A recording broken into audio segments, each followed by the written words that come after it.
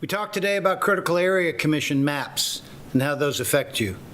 I'm glad to say that we're going to find out a way to notify you if you're impacted by this. So keep an eye on it. It could be an impact that, nobody likes surprises after so many years of thinking you had something only to find out you don't have it.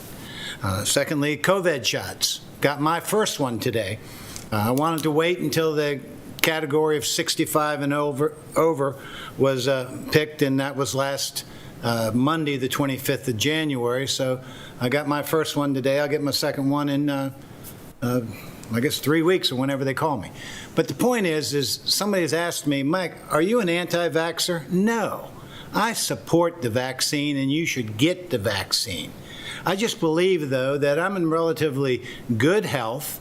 I'm retired, so I don't have to be out there, as they say, and I can kind of insulate myself from being impacted by COVID-19 or catching it or whatever necessary. So I thought it was important that I wait for my age group, so I'm glad I did. But as far as vaccine, get one. Please, many people have reached out to me. They have extenuating circumstances. They're in my age group. Hopefully you've gotten yours by now. But this idea of going to the Aging and Human Services website or the Health Department website and getting on a list of people who want to get it done, please do that, because we are seeing that demand far exceeds supply. I want to give a shout out to David and Tina Dotson. These people live in Tall Timbers area, and they've been trying to get a house elevation done through a FEMA program, and these people they put money down 2018, almost 3 years ago, and they've been trying to get this done. And FEMA is like any other bureaucratic organization. It has its rules, and as I talked about earlier today with Critical Area Commission, and you need to sometime change paradigms. And these people at FEMA are good people, and MEMA, Maryland's equivalent to FEMA, good people, but sometimes they operate in a way that this is the way we've been doing it and we can't change.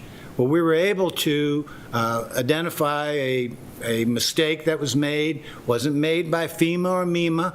It was made by an engineer or surveyor who just made a mistake in a property line. And the point is, make sure if you feel like you're being inundated with red tape, bureaucratic delays, that you reach out to us. And it's very important that it's transparent. Now, the last topic I'd like to talk about is Delegate Crosby's HB 655. And that's the bill he's introduced into the legislature in Annapolis to change the way the voting is done in St. Mary's County.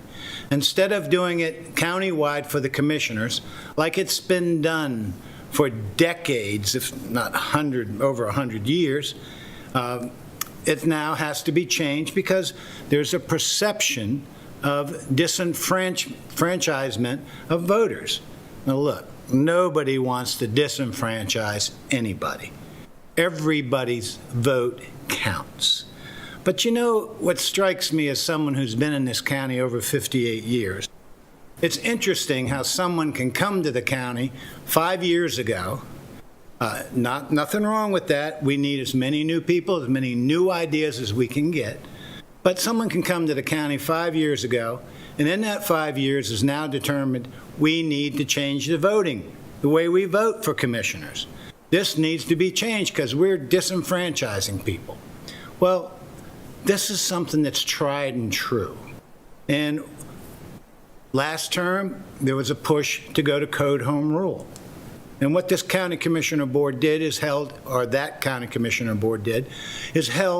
several meetings across the county to get input from the constituents. And I think what we overwhelmingly heard was people were not in favor of it. The meetings were lightly attended, but when the voting time came, it was resoundingly defeated.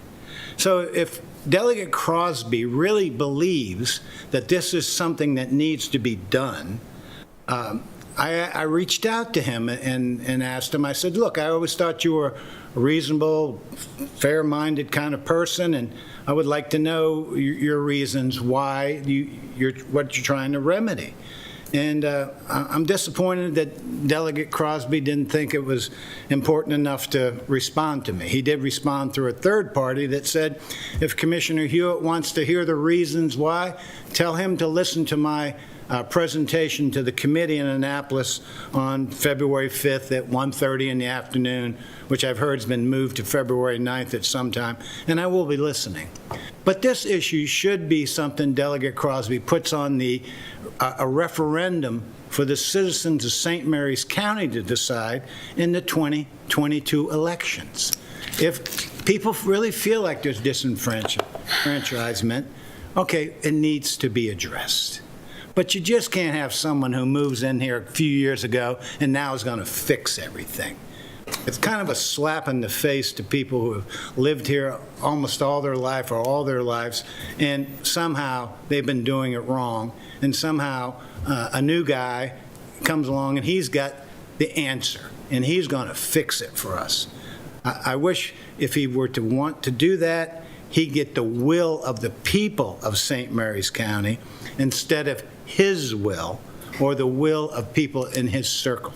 So with that said, stay safe. I hate snow. These guys might like it, want more of it, but I can't wait to see it gone. Thank you.